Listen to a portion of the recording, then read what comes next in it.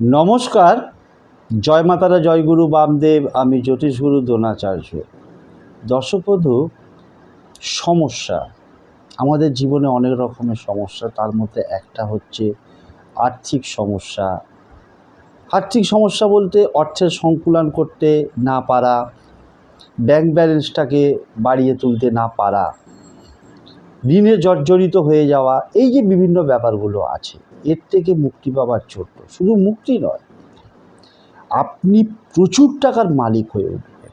অত্যন্ত সহজ সরল একটা পদ্ধতি আমি তোমাদের হাতে তুলে দিচ্ছি। কী করতে হবে না, যে কোনো শুক্রবার থেকে শুরু করে টানা পরপর 5টা শুক্রবার কি করবে না, স্নান করে ঠাকুরের সামনে যাবে, পূর্ব দিকে মুখ করে দাঁড়িয়ে নিজের ডান হাতে, পুরুষ নারী উভয়ের ক্ষেত্রেই বলছি, ডান হাতে তালুতে দুটো ফুলযুক্ত লবঙ্গ নেবে।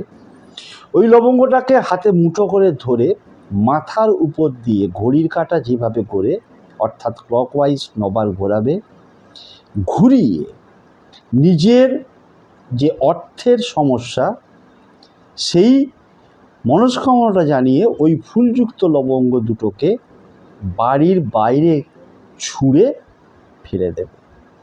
দেখবে কিভাবে জীবনে আর্থিকভাবে উন্নতি করে উঠতে পারো।